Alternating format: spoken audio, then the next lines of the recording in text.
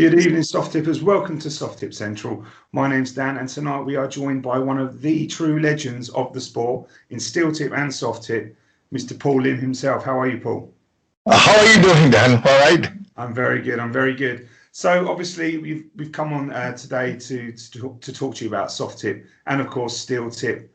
On Friday you're up against Luke Humphreys in the first round of the Worlds. Are you looking forward to the match, and how are you feeling about it?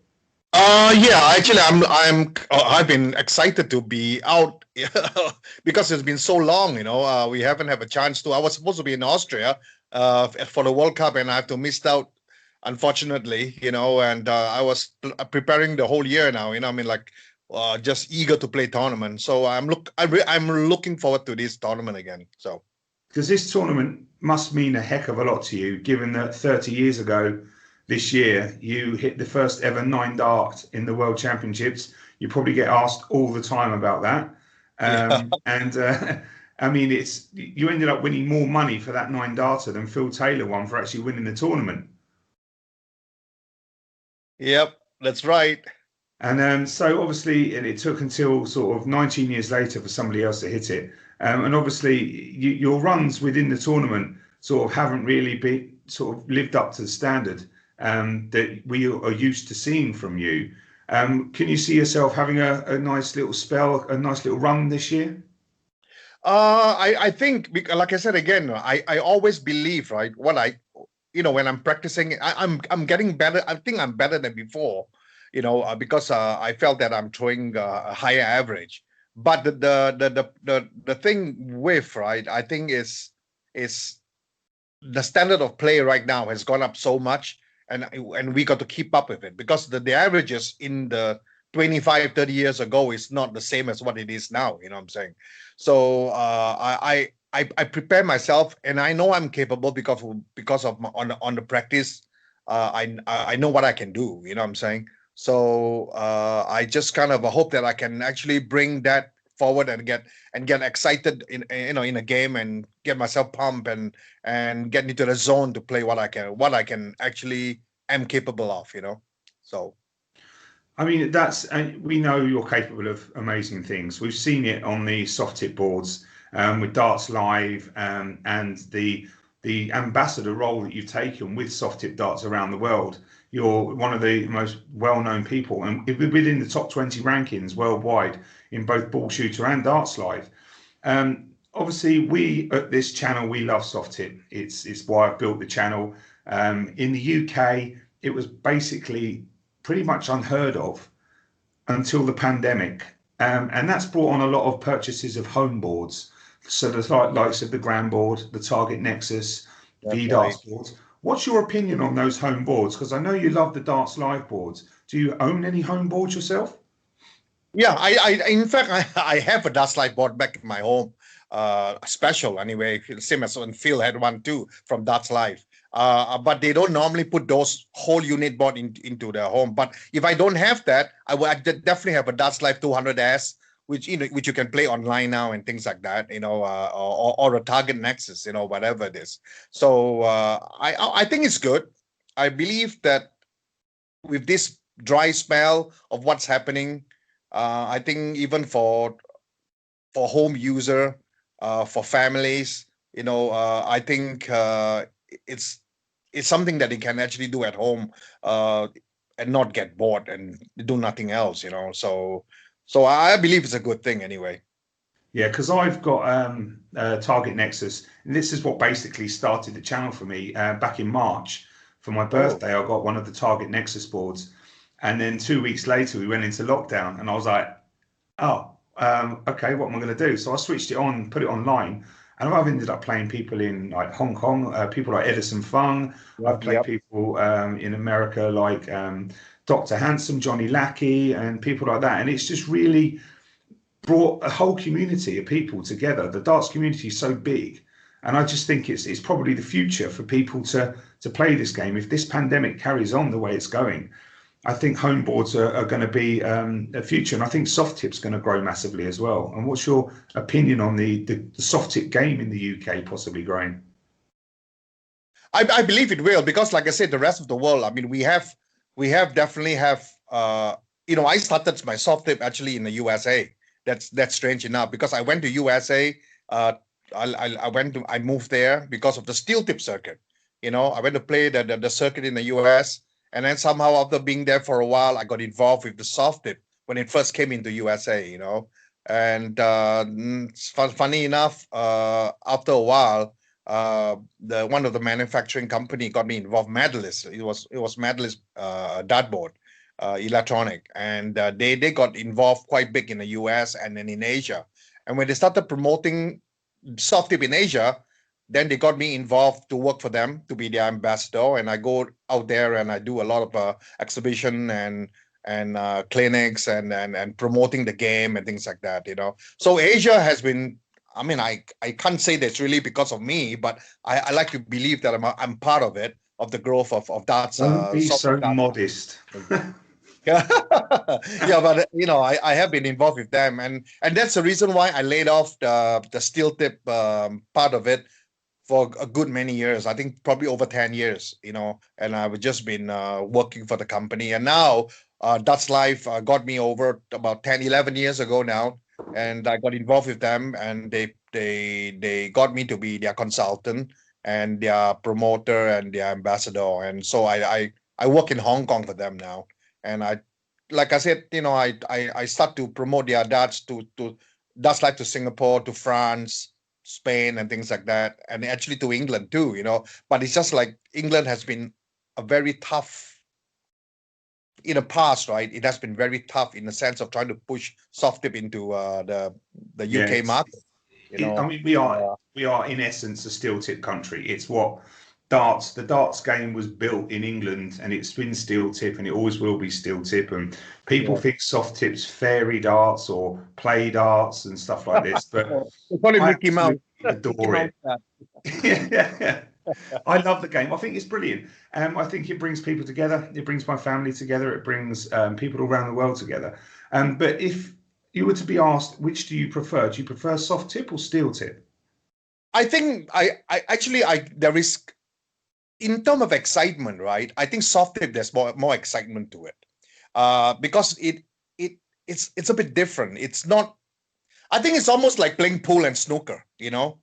Snooker is like it's very solemn. It's very but pool is like fast moving, and it's more. I think it's more exciting. Because of the technology of it, the graphic, the different kind of games that you can play on it, and things like that. So I think there is a bit of different. But if you ask me right now, if I would like to play more on tournament wise, I like to play soft tip tournament. I really do. Yeah, I think the days are going to come where it will come over here. We've got the likes of Adrian Gray, who's a Darts Live player. He lives just down the road from me, actually, in Hastings. Oh, really? Oh, okay. And I've spoken to him and Darts Bar 180. They've got a bar down there with a few Darts Live boards, and we're looking to set tournaments up when this is all over. So I can only see it growing. With you being in darts for well over 35 years now, you've been sort of like a stable figure in darts, soft tip and steel tip for that length of time. When you were sort of in your early years, who was your main rival? And now you're playing sort of more of the soft tip tournaments. Have you got another rival? Who are the sort of people that you most would say were your main rivals? Because I know you had a few sort of run-ins with John Lowe in the past, and you always sort of managed to pick the draw with the big boys in the first and second rounds when you were playing in the Worlds. So did you have a rival that you sort of really wanted to get your teeth into and beat? Not really. I think nowadays everyone is a rival. Everyone is so tough. But I think I like to be prominent in a sense of I like to be able to beat each round a PDC player that has been in a circuit. That's why I'm looking forward to play Luke anyway, because I watch him play. And he's ranked in the what do you call that, the players championship side of it anyway. So he's a good player. So to me right now, my aim is just him. So I think whoever I'm playing against, I don't pick on any particular rival anyway. So but I just like to do well. But in soft tip, right, it has always been Boris, and I'm very surprised. Like for the last 1.5 years now, I know Boris for a long time in a soft tip, but I've never thought that he would play steel tip. And I think only recently, for the last 2 years, he started getting involved in steel darts, and he was in a PDC thing, and now he's doing well in a PDC now. So, you know, I like he's a great softy player, Boris, Yeah, and he's one of the unstoppables, isn't he? He's just so good, so good, so consistent, very good. But you beat him in a few world finals as well. You beat him to actually, because you got your passage into the PDC World Championships by winning the soft tip World Championship. Is that correct? You've done that a couple of times. yes, yes. So I mean, that's So carry on. yeah, so like I said again, he's one of the more prominent. But I believe that there are a lot of players that actually um, from the PDC side of it. I think in the early days, probably 10 years ago, there was a few of them that actually tried coming over to the soft tip, this tournament, the bigger tournament. And I mean, Scott Waits, and there's a few of the English lads anyway, and they all came over to play and try it. And I think the problem is that it's a bit different because our format is a bit shorter than what the steel tips format is. And I think the short format doesn't really suit them. It's a bit different. That's why I say I always describe it as in steel tip, you actually you play to hit a target, but in soft tip you play not to miss a target. It's a bit different concept, I mean, because the once you miss, it's almost like playing pool. Once you miss a break or one shot, you almost got clean up most of the time. yeah, Where else in snooker there's still a bit of foreplay, back and forth, defense, and all that. Soft tip is exactly the same. It's that the margin of error is a lot lesser. I mean, I mean, I'm sure you playing soft tip, you play both anyway. I'm sure like you play in steel tip, sometimes you hit a 45 or a 41, you can still come back and win the game, But absolutely. when it's soft tip, if you ever miss the bull once, one turn, it's over. I mean, Yeah. it's not forgiving at all. So This- that's a part of soft I tip mean, anyway. the margin for error is a lot smaller, I think, because the area to hit is so much bigger. So more people can hit that target. So therefore, your margins between players become a lot smaller as well.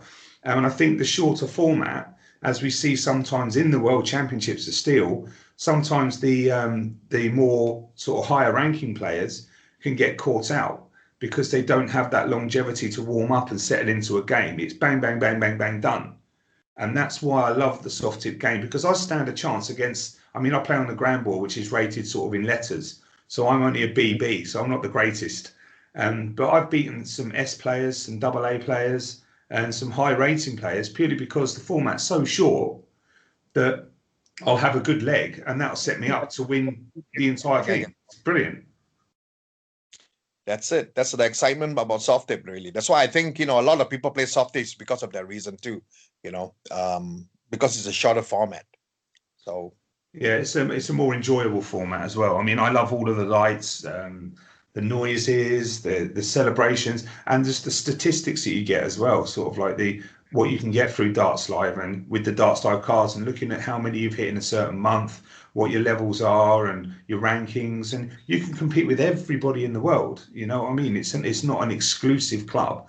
You've got the ability to play against anybody in the world and rank against anybody in the world. What are your hopes for the soft tip game moving forward? What do you hope soft tip can do and how it can grow? Would you like to see it grow to a larger standard in the UK? I have been promoting soft tip in the UK. I mean, when it first came in, and even with the medalist board, and now with Darts Life, actually, I came in too. That's how I got involved with for the last, I wonder, it was probably a few years back anyway. And like I said, it is a hard, but it was not easy. I mean, I still believe that maybe someday with the right people backing it, because the whole problem with the UK right now is that when it comes to soft tip, when you try to put an electronic dart game into a pub, right, you have to go through the channel of what, like the fruit machine does. You got to go through the channel of the breweries and things like that. It is not like in Asia or in the USA, when you want to put a dartboard into a bar, you just go talk to the bar owner and that's it, and you put it in, and then you can start arranging the league and all that. But where else, I think in the UK, the breweries play such a big part in the yes and no of whether can have a dartboard or not. You got to go through them, and that was one of the main obstacle we have in the early days. But I hope that somehow or other someone should actually understand that it's actually good for business, is good for entertainment value. I really believe that the whole purpose of having pool table and and dartboards in a bar, in a pub, is actually basically of an entertainment value, and you excite people, they stay longer, have a few pints, and they laugh and they have a good time, and I think, and that is just the good thing about soft tip, is that there is the entertainment part of it. It's not serious, but it is fun. Whereas I think steel tip is more serious, because it's just always been that few games that they play. They play 0-1, or they might play some fun games too. But the funny thing is that you have to chalk every time you go to write, and that's what people don't like. Yeah. And I think technology with soft tip brings that group of generation of people. I'm not trying to say they're lazy, but I think is that a lot of people nowadays just doesn't like to stand there and chalk. I'm saying, Nani. I mean, and they like to have something that actually excites them. And I think electronic games, it's just like people plays a lot of those video games now, on their phone and things like that. And you can actually play it on a dartboard, and it coordinates, and it builds community, it builds friends, and then and then honestly, the best part about soft tip is, I think that what they've grown is through the league. Just imagine our league in Hong Kong right now. I mean, even in a country like Singapore. I mean, we have like 5,000 league players in a small little country like Singapore, and people are able to play in their own levels because of the technology of soft tip. People are put in their level, and what we call is parity. We do parity play, which means like, everyone has a rating, and I'm sure you must have talked to Adrian about this. Yeah. It's the rating plays such a big part in each person, with a card that collects a database of what you can actually do, and you form a team according to the base of a B division. Let's say, for example, a 3-person team B division is 24 points, and if you're an 8 and an 8, you form a team. It's 24 points. So it doesn't allow the good players to actually all jam into one team and actually, and that's what normally the case in steel tip anyway. All the good players form together in one team, and they beat each other out. The little teams has got no chance.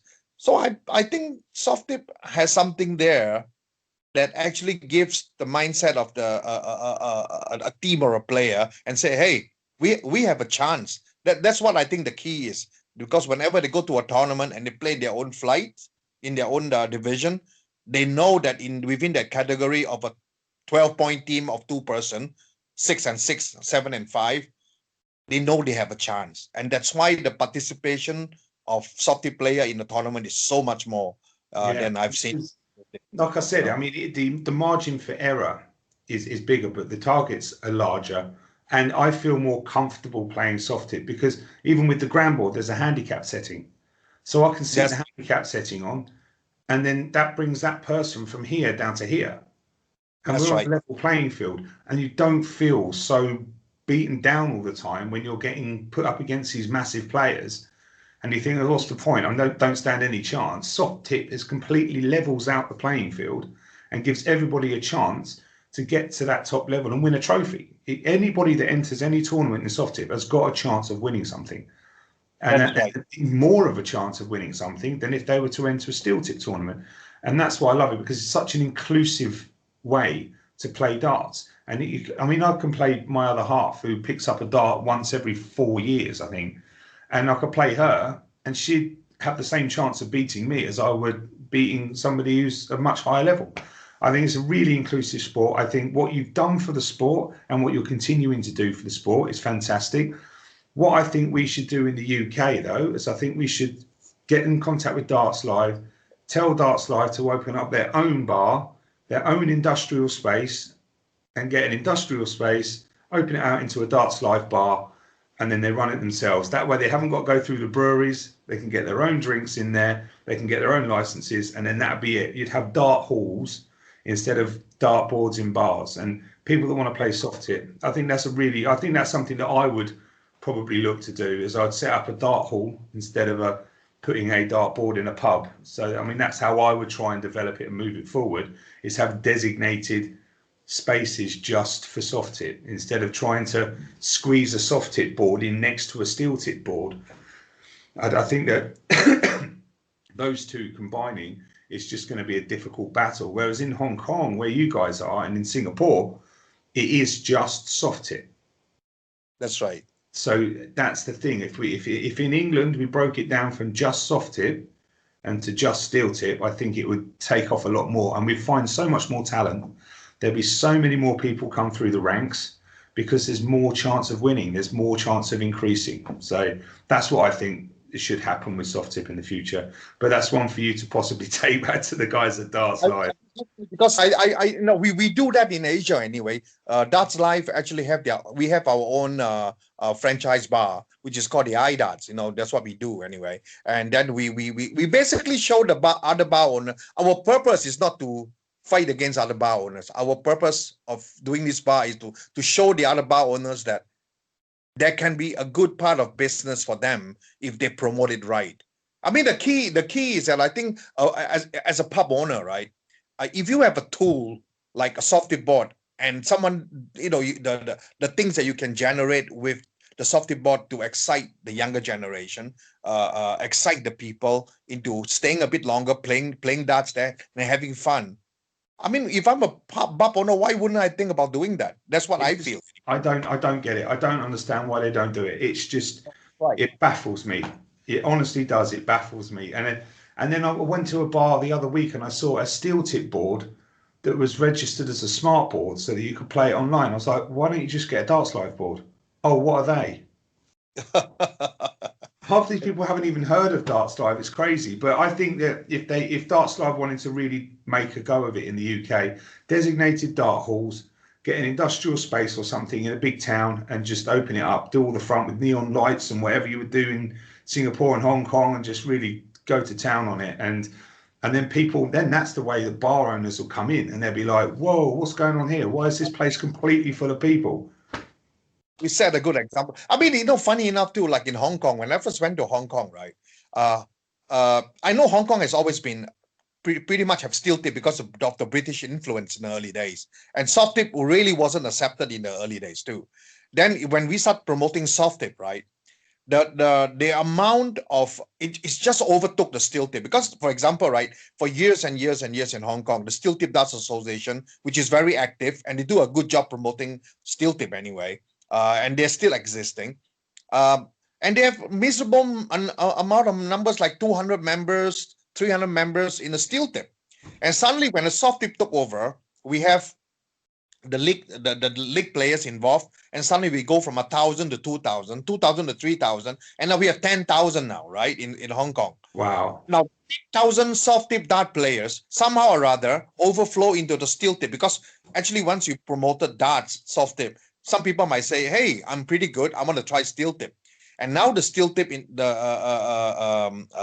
association in Hong Kong, their members has gone over 1,000 now. And I hate to say that, the fact is the generation of soft tip has overflown into the steel tip in that sense. Yeah, 100%. And they will feed off of each other.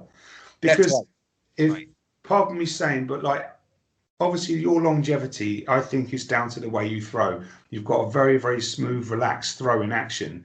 And I think that's helped you to maintain your ability for a long period of time. For people that are struggling to maintain their averages, they should just drop to soft tip. You get a lighter dart, you throw from a little bit further back, you can still maintain your throw, and it's not as strenuous. I mean, do you find it a lot easier on your throw? It is, because first and foremost, soft tip is not as intimidating as steel tip, as a fact. You know what I'm saying? So because I mean, a beginner throwing on a soft tip board, they might throw, like a little while, they hit a bullseye, that give them so much excitement, and eventually they improve. Because I think definitely it's an easier game to play. But really, at the end of the day, if you want to become a good soft tip dart player, it's not easy. But it is easy to catch on, easier to understand, easier to understand your improvement because of the technology of the Yeah. dartboard. I mean, now the Darts Live 3, I'm sure you haven't seen one yet. Have you seen a Darts Live 3? No, I haven't, unfortunately. My dream is to get into a proper darts club, because we were going to set up a tournament, but then COVID hit and we had to cancel the whole thing. It was supposed to be at the end of November. And there was going to be a tournament. We would have a VIP room with 4 darts live boards. We were going to be given cards to play, to use, and it all got cancelled, unfortunately. But it is my dream to play on a darts live board. I know Stephen Bunting's got his own one in his garage as well. He loves the darts live board and soft tip. He was UK #1 for a little while. But yeah, it's something I'm definitely going to be doing in the new year, 100%. I don't care where I've got to go to do it, but I'm going to be doing it. Great. Yeah, I hope you can actually have a chance to, and having the like I said, the technology on Darts Live 3, now it has the capability of knowing your trajectory of the throw, the speed of the throw, your grouping of the throw, your consistency. I mean, it shows you everything. So I think that it's almost like when I learned to play golf. It's exactly the technology of teaching the someone on like the golf swing speed, how consistent you are with, how's your take back, and I mean all those. The Darts Live 3 does it. It tells you exactly how fast each dart throws and the trajectory. So because I personally believe, because when we talk about that Darts Live 3, I was part of the group that actually input to them that actually there is a sector on the a program on the Darts Live 3 board that actually says a skill check. And this skill check basically does is that it does all the horizontal, vertical, your alignment, your grouping, and your speed. Because I always say that the speed of the dart when it leaves your hand is very important, because if your speed varies from 20.2 to 25.2, that means the speed is different, the trajectory is different. So that means you are inconsistent and things like that. I mean, obviously, it's not really meant to be for the people that just start learning to play darts. But as you wanted to become good, this is part of the things that actually will help anyway.